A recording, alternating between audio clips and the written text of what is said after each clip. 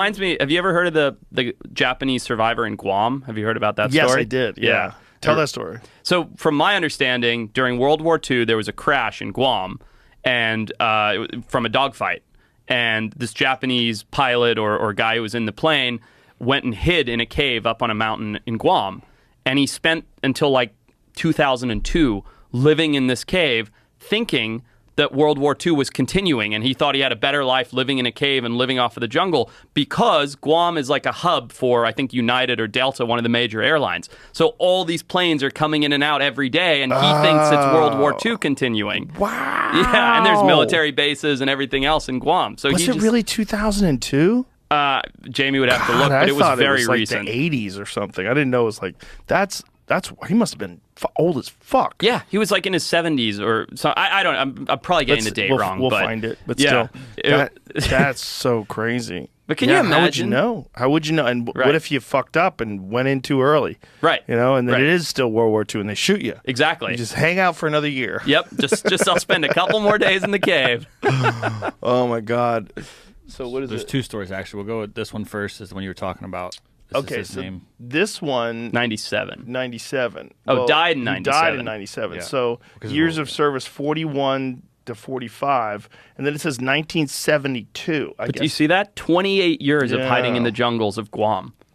Yeah, I think that's what we're talking about there with 45. So they found him in 72. I just saw a story this morning, which it's not new. It apparently was in 2013. There was a man. A man took his two sons after Vietnam came, and they were hid in the woods for 40 years. Wow. Forced to live off rats and make loincloths out of tree bark. Man who spent 41 years living in the jungle after fleeing Vietnam War makes emotional return to his former home. 41 years. Look at the picture of him. Social skills, obviously, and he didn't know what a woman was. He said really? His father didn't tell him what a woman was. They saw 5 people their whole life and hid from him in the woods when they saw him. This is according to what I read earlier today. God. Do you think... Oh, my God. Like, would you... If you're put into his position, is it worth living like 85? That? His father was. Oh. Father 85. I just looked at that really quick. I'm like, God damn, he looks great. Maybe that's how we're supposed to live. Yeah, rat head was his favorite. Rat head. Dude, well, who doesn't like a good rat head?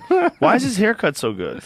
That's a good question. This is bullshit. I think this is after they found him and they took him back to take pictures and he was probably showing him what he was doing the whole time. They redressed him. This is horseshit. Look right here. Yeah, they redressed him. They redressed him in rags. That's what he looked like for the photos. That's what he looked like when they found him? That's a little better.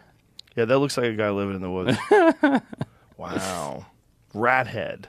He was eating rat heads. What does it say? His son was killed? What does it say? I'm not sure. One day his wife and two of his sons were killed by a mine explosion, putting him in a state of shock. He took his 2-year-old son and fled into the jungle, thereafter never having any contact with anyone else. The pair survived by foraging fruit and cassava from the forest and planting corn. They wore loincloths made of tree bark and lived in a timber hut raised 5 meters above the ground. So cassava is not the stuff that you need to boil and filter and strain. No. What am I thinking of? That's the other probably stuff. Taro root. Is that what it is? Yeah, cassava is like a potato, basically. Right, yeah. right.